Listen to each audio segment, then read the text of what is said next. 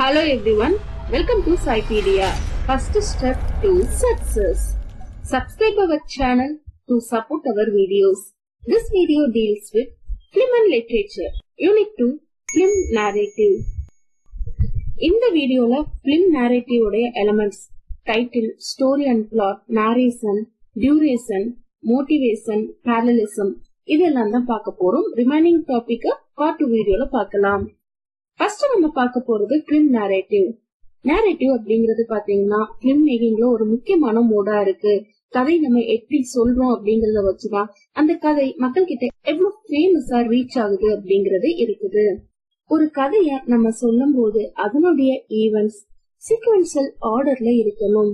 So ஆர்டரா ஒரு கதையை நம்ம சொன்னா மட்டுமே தான் அந்த கதை ரொம்ப ஈஸியா அண்டர்ஸ்டாண்ட் ஆகிற மாதிரி இருக்கும்.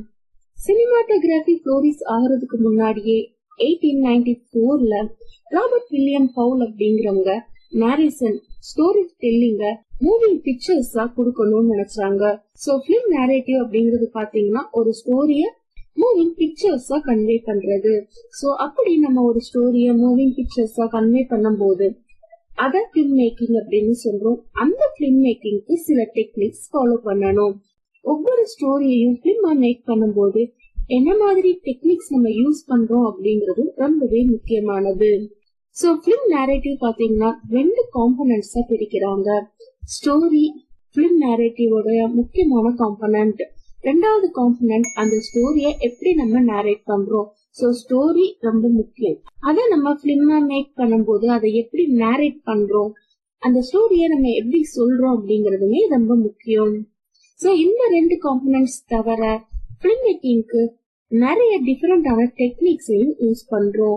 எப்படி அதை டைரக்ட் பண்றோம், சினிமாட்டோகிராஃபி டெக்னிக்ஸ் நம்ம எப்படி யூஸ் பண்றோம், ஸ்கிரீன் ரைட்டிங், ஸ்கிரீன் பிளே இதெல்லாம் நம்ம எப்படி பண்றோம் அப்படிங்கறது ஒரு ஸ்டோரி முழுசா ஒரு பிலிமா மாறுறதுக்கு முக்கியமான ஒரு டெக்னிக்ஸா இருக்கு.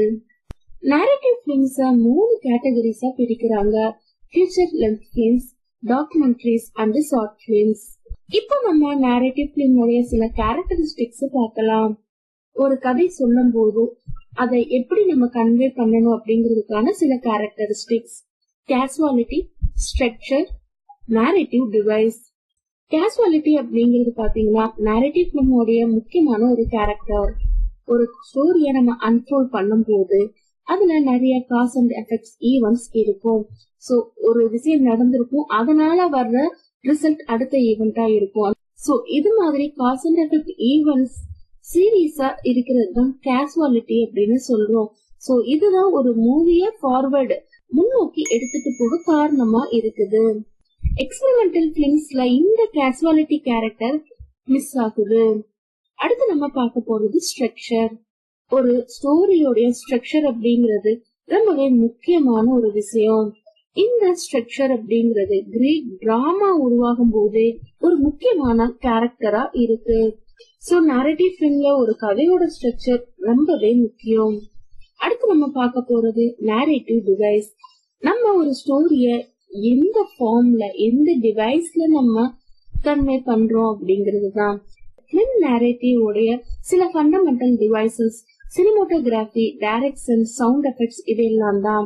சோ ஒரு கதைய நம்ம மூவியா கிரியேட் பண்ணும்போது அதுல யூஸ் பண்ணப்படுற தீம்ஸ், டோன்ஸ், கேரக்டர்ஸ் இது எல்லாமே நேரேட்டிவ் டிவைசஸ் அப்படின்னு சொல்றோம்.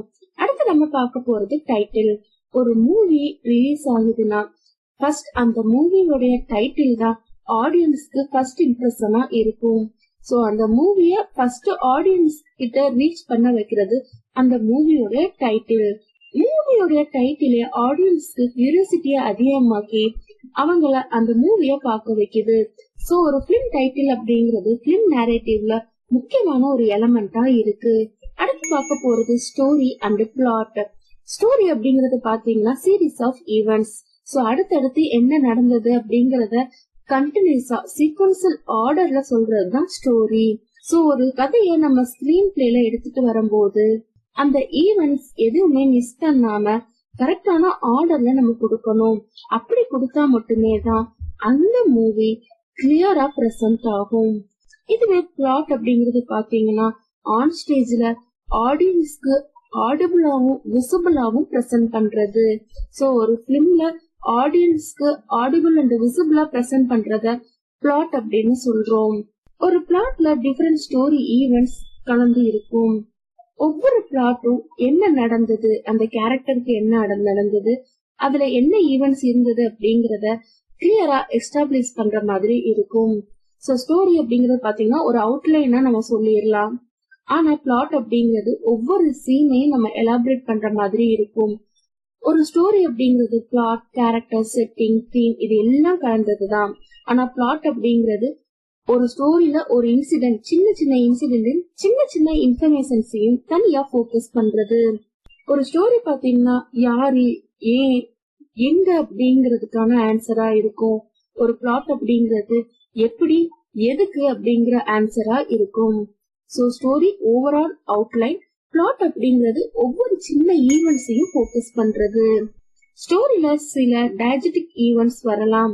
பிளாட் அப்படிங்கிறது நான் டைஜெட்டிக் இமேஜஸ் அண்ட் சவுண்ட்ஸால கிரியேட் பண்ணிருப்பாங்க. சோ பிஜிஎம்ஸ் கொடுக்கறது, சவுண்ட் எஃபெக்ட்ஸ் கொடுக்கறது இது எல்லாமே நான் டைஜெட்டிக் அப்படின்னு சொல்றாங்க. சோ இது அந்த ஸ்டோரியை இன்னும் கிளியரா அண்டர்ஸ்டாண்ட் பண்ணிக்கிறதுக்கு ஹெல்ப்ஃபுல்லா இருக்கும். நெக்ஸ்ட் நம்ம பார்க்க போறது நேரேஷன். நேரேஷன் அப்படிங்கிறது பாத்தீங்கன்னா the act of telling the story. ஒரு மூவில ஒரு ஸ்டோரியை எப்படி கன்வே பண்றோம் அப்படிங்கிறது தான் நேரேஷன். மூவி நேரேஷன் உடைய பிரைமரி சோர்ஸ் கேமரா. ஏன்னா கேமரால தான் எல்லா மூவிங் பிக்சர்ஸையும் கேப்சர் பண்றோம். அத ஒவ்வொரு ஈவெண்டா சீக்வன்ஸா ஆர்டர் வைஸ் பண்ணி அந்த ஸ்டோரிய பிலிமா ப்ரொஜெக்ட் பண்றோம். நேரேஷன் அப்படிங்கிறது பாத்தீங்கன்னா ஸ்டோரிய கன்வே பண்றது. ஆஃப் ஸ்கிரீன்லயோ ஆன் ஸ்கிரீன்லயோ வாய்ஸ் கொடுக்கறது மூலமா இந்த நேரேஷன் அப்படிங்கிற டெக்னிக்கை யூஸ் பண்றோம். நம்ம செகண்ட் வீடியோல பாயிண்ட் ஆஃப் வியூ அப்படிங்கிற டாபிக் பத்தி பார்க்கும்போது நேரேஷனை இன்னும் டீட்டெயிலா நம்ம பார்க்கலாம். நெக்ஸ்ட் பார்க்க போறது டியூரேஷன். டியூரேஷன் அப்படிங்கிறது ஒரு மூவி, ஒரு ஸ்டோரி எங்க நடக்குது, எவ்வளவு நேரம் நடக்குது அப்படிங்கறத பேஸ் பண்ணி தான் இருக்கு. அந்த ஸ்டோரிய குரோனாலஜிக்கல் ஆர்டர்ல ஈவென்ட் வைஸ் கரெக்டா நம்ம பிரசன்ட் பண்ணணும். ஃபார் எக்ஸாம்பிள் ஒரு 2.5 மணி நேரம் மூவில சில விஷயங்களை ரொம்ப ஸ்பீடா காமிச்சிருப்பாங்க. 5 வருஷத்துக்கு அப்புறம் அப்படிங்கறத ஜஸ்ட் லெட்டர்ஸ்ல எழுதி டிஸ்பிளே பண்ணிடுவாங்க.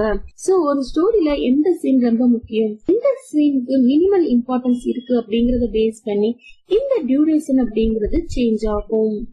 ஸ்டோரியில ஒவ்வொரு ஈவெண்ட்ஸையும் அதுக்கேற்ற மாதிரியான டியூரேஷன்ஸ்ல எடிட் பண்ணுவாங்க.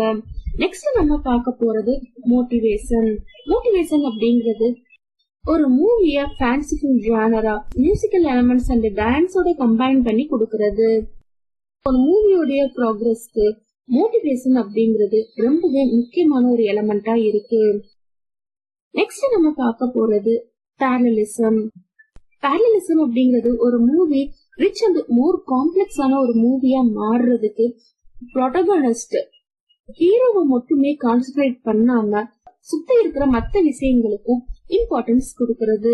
சோ பேரலலிசம் அப்படிங்கிறது முக்கியமானது மட்டும் இல்லாம ஃபண்டமெண்டல் எலிமெண்ட் அப்படின்னு சொல்றாங்க. பேரலலிசம் எடிட்டிங்க்கு கிராஸ் கட்டிங் அப்படின்னு சொல்றாங்க. சோ பேரலலிசம் ஒரு மூவிக்கு சஸ்பென்ஸ பில்ட் பண்றதுக்கும் 2 டிஃபரெண்டான ஸ்டோரிஸ சைமல்டேனியஸா பிளே பண்றதுக்கும் இம்பார்ட்டன்டான ஒரு டெக்னிக்கா இருக்கு. சோ இதோட இந்த வீடியோட எக்ஸ்பிளனேஷன் முடிஞ்சது.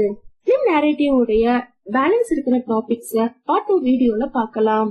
இந்த வீடியோட எக்ஸ்பிளனேஷன் உங்களுக்கு பிடிச்சிருந்ததுன்னா மறக்காம லைக் பண்ணுங்க. நம்ம சேனலை ஃபர்ஸ்ட் டைம் பாக்குறீங்கன்னா மறக்காம சப்ஸ்கிரைப் பண்ணிருங்க.